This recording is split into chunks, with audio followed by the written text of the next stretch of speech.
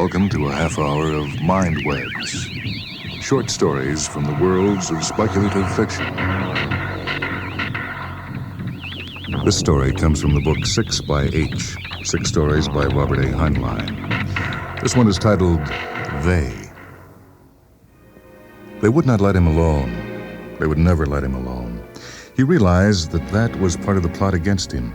Never to leave him in peace, never to give him a chance to mull over the lies they had told him, time enough to pick out the flaws and to figure out the truth for himself. That damned attendant this morning, he had come busting in with a breakfast tray, waking him and causing him to forget his dream. If only he could remember that dream. Someone was unlocking the door. He ignored it. Howdy, old boy. They tell me you refused your breakfast. I wasn't hungry. But we can't have that. You'll get weak, and then I won't be able to get you well completely. Now, get up and get your clothes on, and I'll order a special eggnog for you. Come on, that's a good fellow. You know, I really know nothing about your case. Don't you think it's about time you talked about it with me? I'll play chess with you. Well, all right. You know, we've played chess every day for a week, but, well, if you'll talk, I'll play chess. What could it matter? If he was right, they already understood perfectly that he had discovered their plot. There was nothing to be gained by concealing the obvious. Let them try to argue him out of it. Let the tail go with the hide. To hell with it. He got out the chessmen and commenced setting them up. What do you know of my case so far? Very little. Physical examination negative, past history negative, high intelligence is shown by your record in school and your success in your profession. Occasional fits of moodiness, but nothing exceptional. The only positive information was the incident that caused you to come here for treatment. To be brought here, you mean? Why should it cause comment?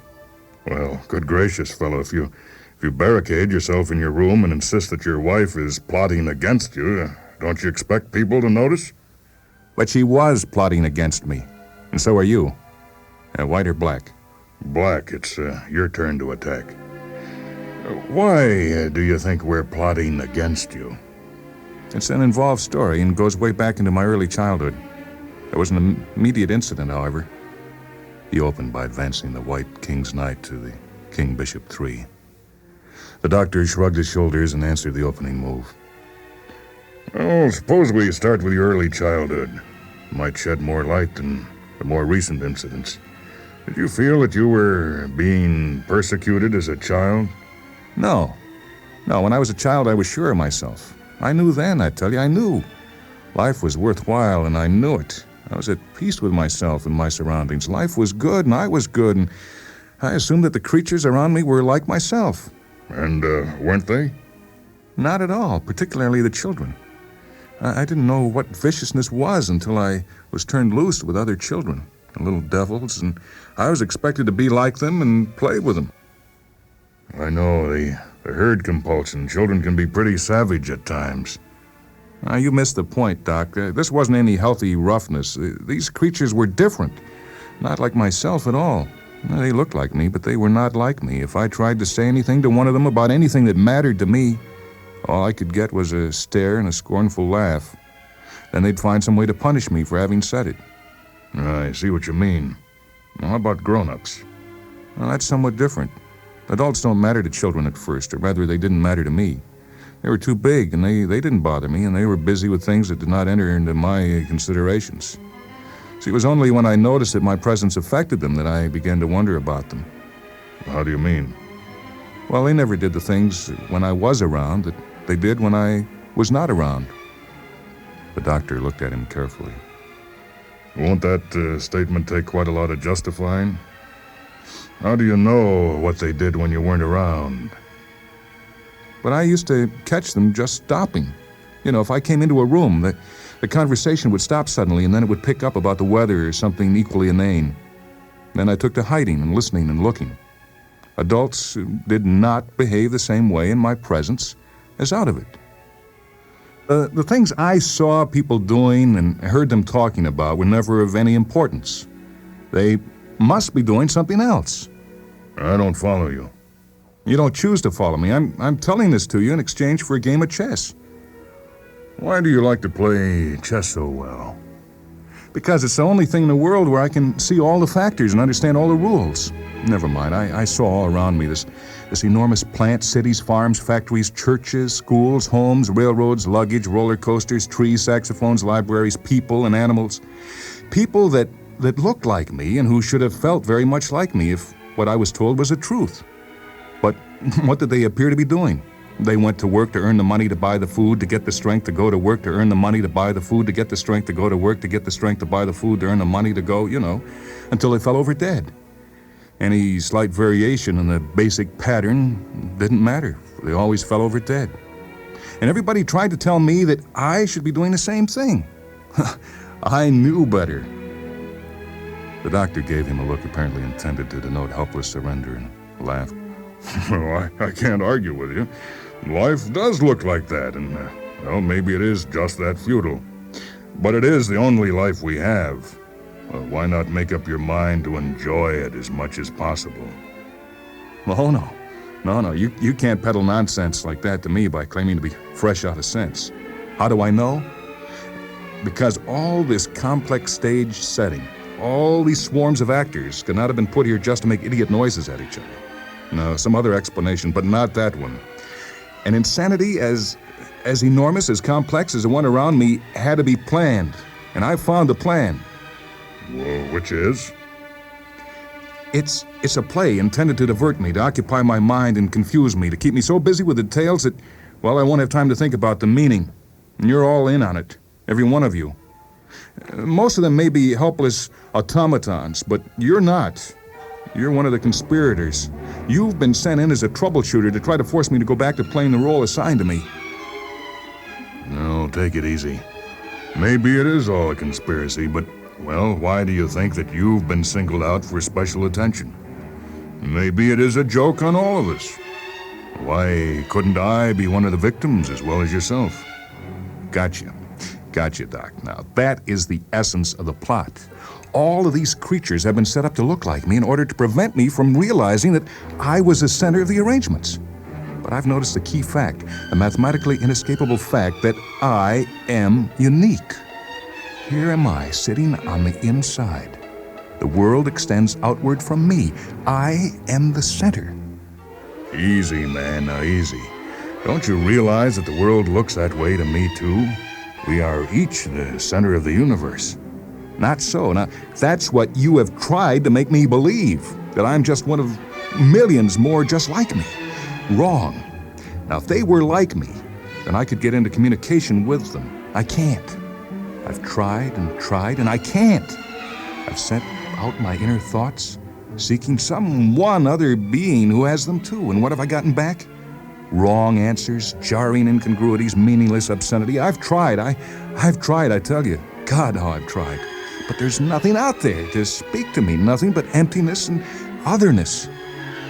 Wait a minute, you mean to say that you think there's nobody home at my end of the line? Don't you believe that I am alive and conscious? Yes, I think you're probably alive, but you are one of the others, my antagonists. But you have set thousands of others around me whose faces are blank, not lived in, and whose speech is a meaningless reflexive noise. Well, then, if you concede that I am an ego, why do you insist that I am so very different from yourself?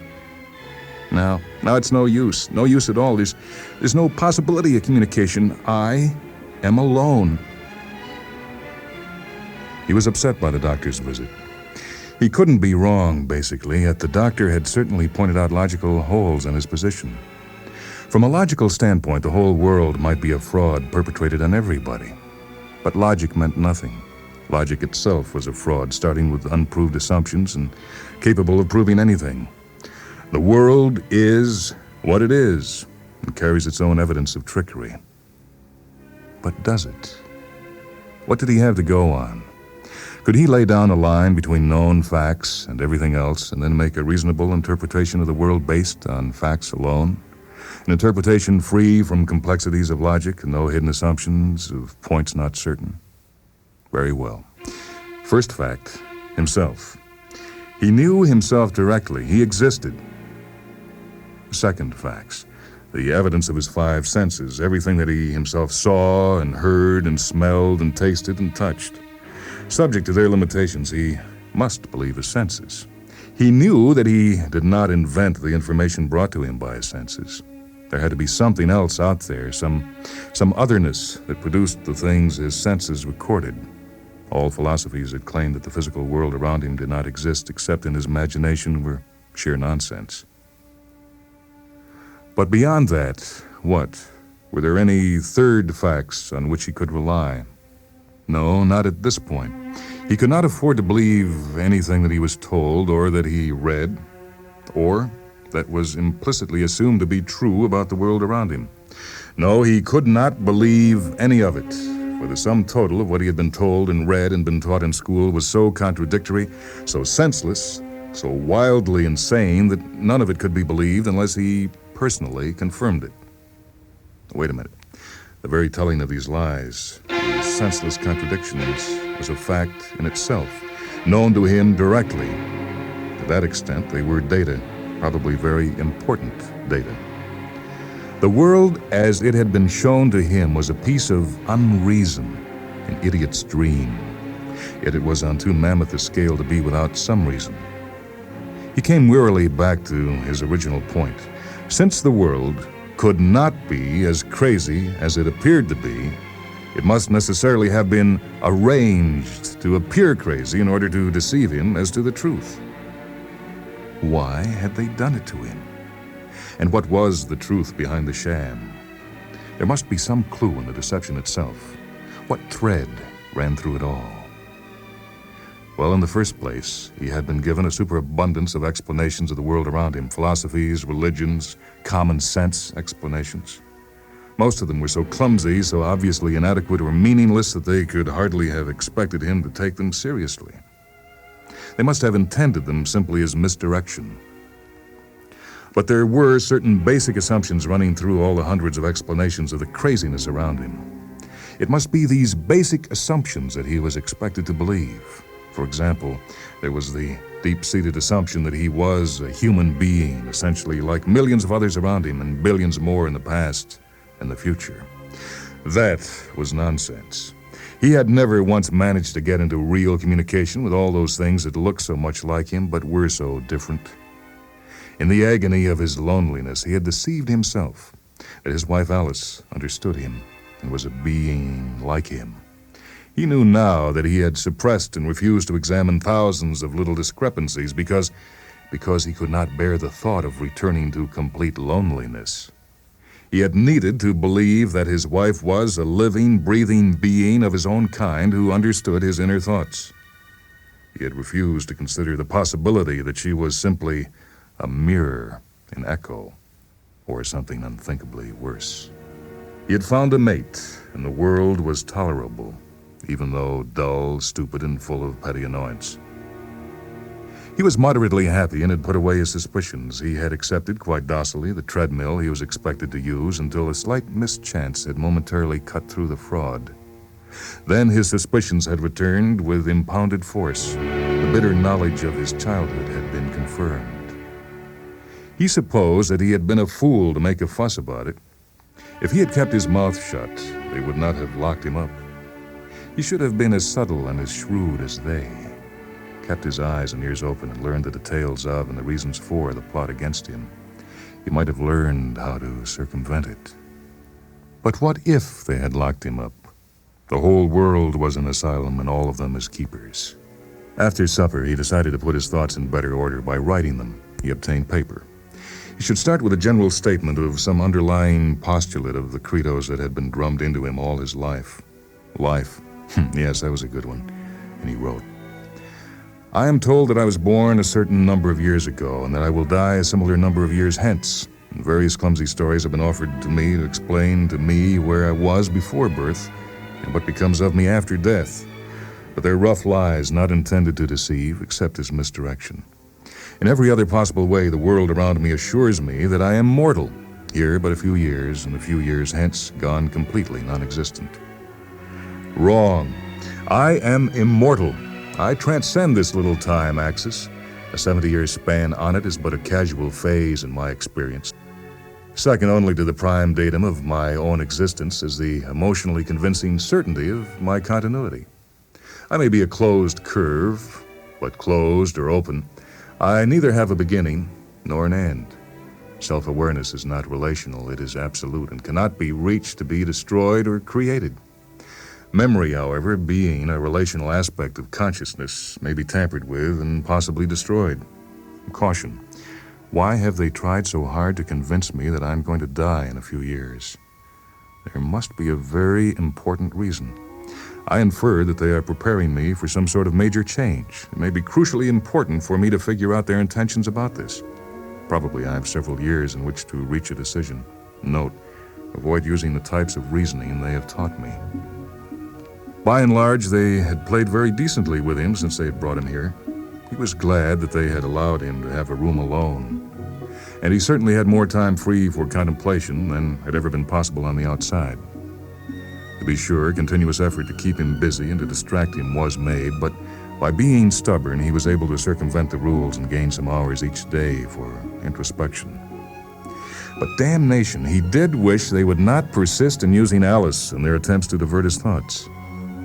Although the intense terror and revulsion which she had inspired in him when he had first rediscovered the truth had now aged into a simple feeling of repugnance and distaste for her company, nevertheless it was emotionally upsetting to be reminded of her, to be forced into making decisions about her. After all, she had been his wife for many years. A wife? What was a wife? Another soul like one's own, a complement, the other necessary pole to the couple, a sanctuary of understanding and sympathy in the boundless depths of aloneness. That was what he had thought, what he had needed to believe and had believed fiercely for years. The yearning need for companionship of his own kind had caused him to see himself reflected in those beautiful eyes and had made him quite uncritical of occasional incongruities in her responses. Wearily, he turned back to his summing up.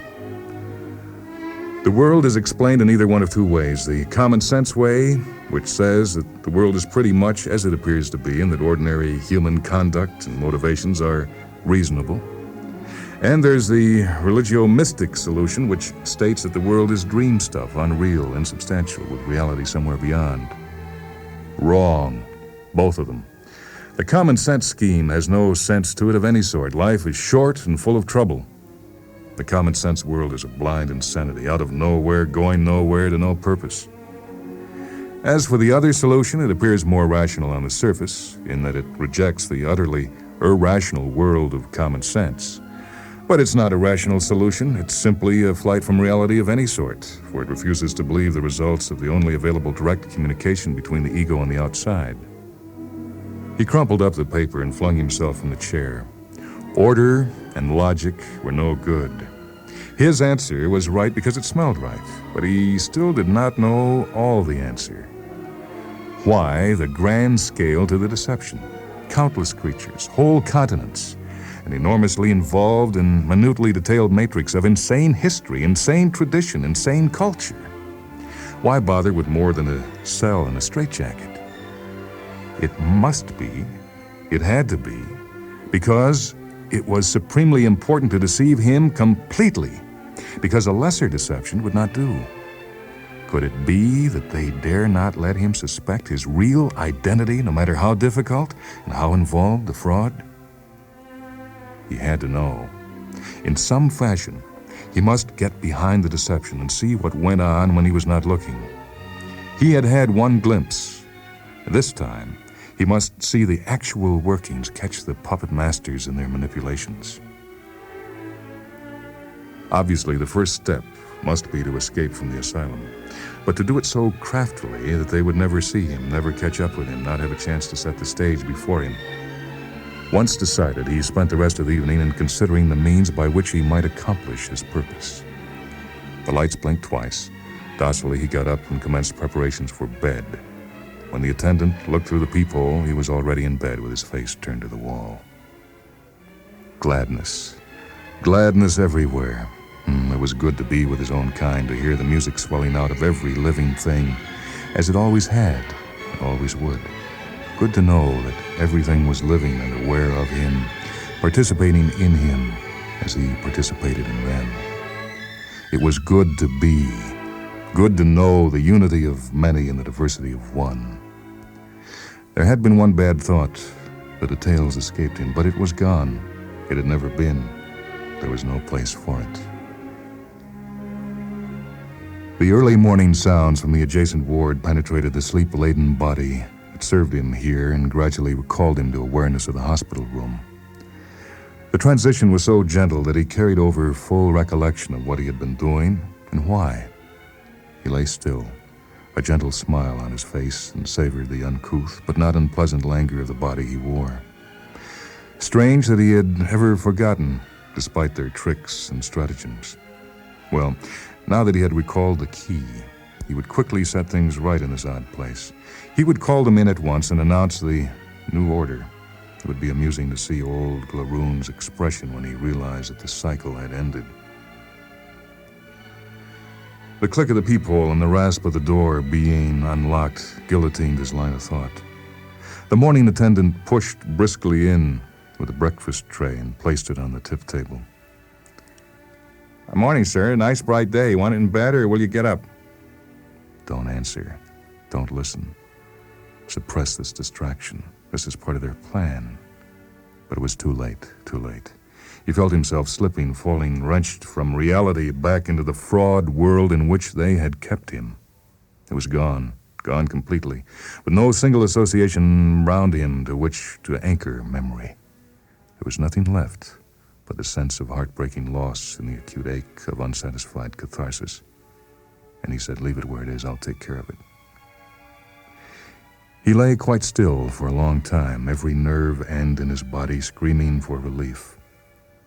At last he got out of bed, still miserably unhappy, and attempted to concentrate on his plans for escape. But the psychic wrench he had received in being recalled so suddenly from his plane of reality had left him bruised and emotionally disturbed.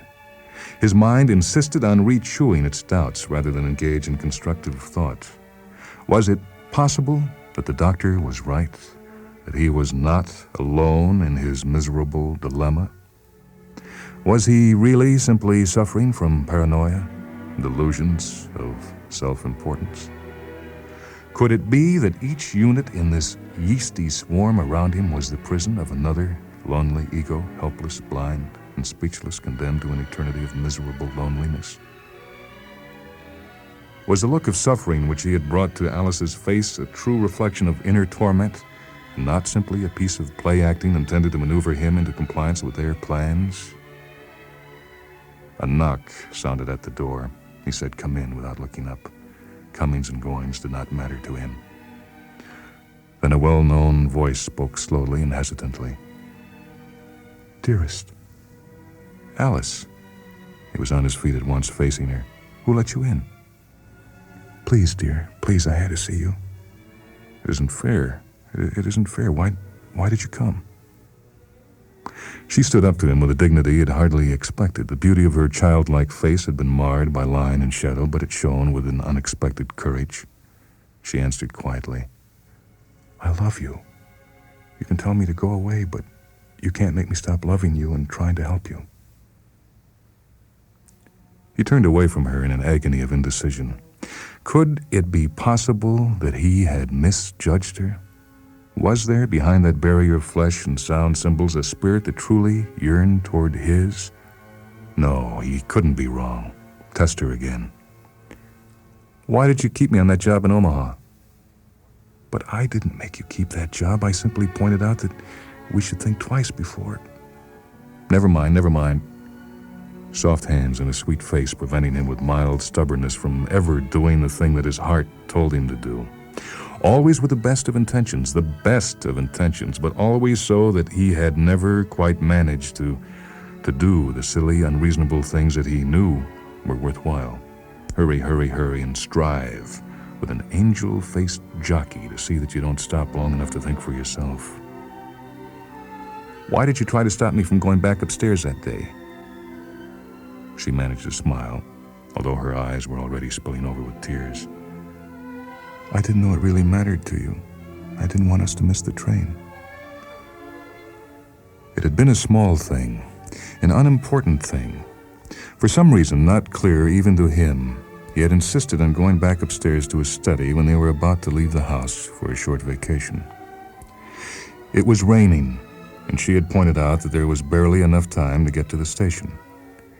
He had surprised himself, and her too, by insisting on his own way in circumstances in which he had never been known to be stubborn. He had actually pushed her to one side and forced his way up the stairs. Even then, nothing might have come of it, had he not, quite unnecessarily, raised the shade of the window that faced toward the rear of the house. It was a very small matter. It had been raining, hard, out in front. From this window, the weather was clear and sunny, with no sign of rain. He had stood there quite a long while, gazing out at the impossible sunshine and rearranging his cosmos in his mind. He re-examined long suppressed doubts in the light of this one small but totally unexplainable discrepancy. Then he had turned and had found that she was standing behind him. He had been trying ever since to forget the expression that he had surprised on her face. "What about the rain?" "The rain? Why, it was raining, of course. What about it?" "But it was not raining outside my study window." "What? But of course it was. I did notice the sun break through the clouds for a moment, but that was all." "Nonsense." "But, darling, what has the weather to do with you and me? What difference does it make whether it rains or not to us? Am I responsible for the weather?" "I think you are. Now please go." She withdrew from him, brushed blindly at her eyes, gulped once, and then said in a voice held steady, "All right, I'll go. But remember, you can come home if you want to, and I'll be there if you want me. Would you kiss me goodbye?" He made no answer of any sort, neither with his voice nor eyes. She looked at him, then turned, fumbled blindly for the door, and rushed through it.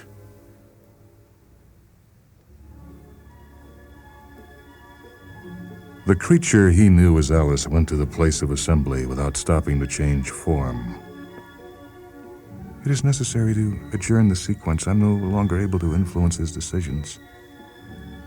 They had expected it. Nevertheless, they stirred with dismay. The Glaroon addressed the first for manipulation. "Prepare to graph the selected memory track at once."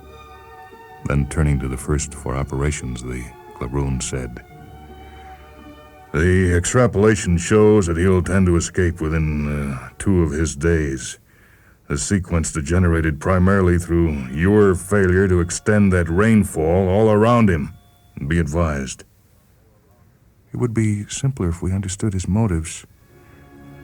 In my capacity as Dr. Hayward, I've often thought the same thing, but if we understood his motives, we would be part of him.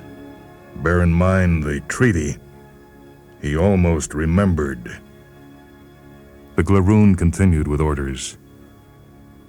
"Leave structures standing until adjournment. New York City and Harvard University are now dismantled. Divert him from those sectors. Move."